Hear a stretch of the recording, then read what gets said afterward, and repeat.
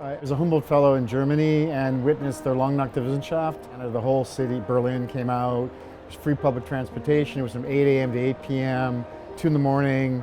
I saw a young woman and an elderly woman go out together to look at science, and I thought I was going to cry. And I thought, this would never happen in Canada. And that kind of incensed me.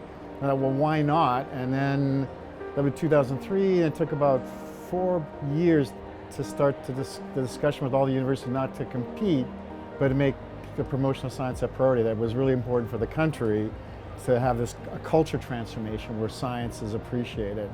We got York, we got University of Toronto, we got Ryerson at the time, and UOIT to agree to hold an event together in the GTA.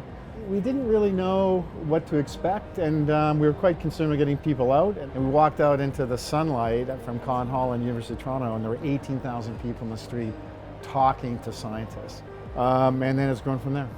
Science Rendezvous is full of passionate and excited volunteers. Everybody that you see on the day works hard from September until May, putting together the most fun and engaging science festival they can possibly imagine. Each university and college does such phenomenal things, but they do it in a way that they're very much in their own bubble.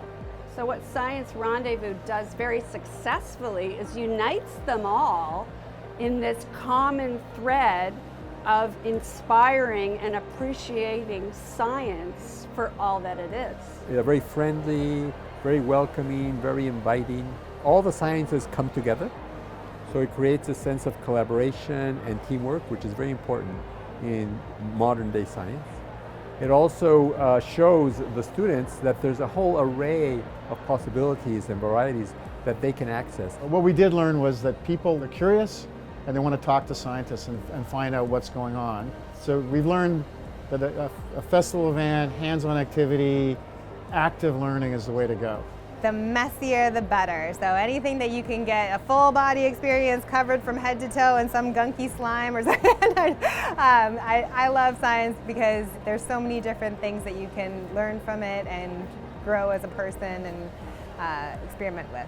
People are coming to the event, their grandmothers with kids, they're the parents, they're the kids, the teenagers come, and they just get into it. And it's just, everybody loves science, and again, everybody's a born scientist. Events like Science Rendezvous show them that basically there are no limits to what you can do, because half of the displays that were here 5 years ago hadn't been invented yet.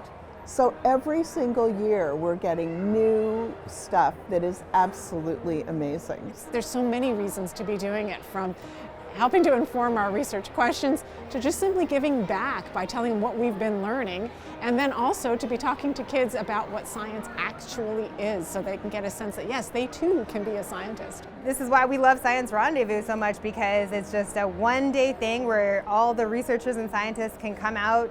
They don't have to do, programs for months and months. They can just come out on the day, bring their science out of the lab onto the street, and talk about why you love science and share that with everybody who comes on the day. So in my opinion, Science Rendezvous is the best way for scientists to get involved and share their love and passion for science with the public. It's this great community event that we're able to talk to more people in this one day than we can in the rest of the year. We have people who are here year after year after year after year, and that just makes my heart sing, because that means we're doing something right.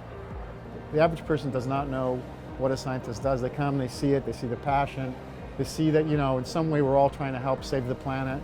You're on a mission.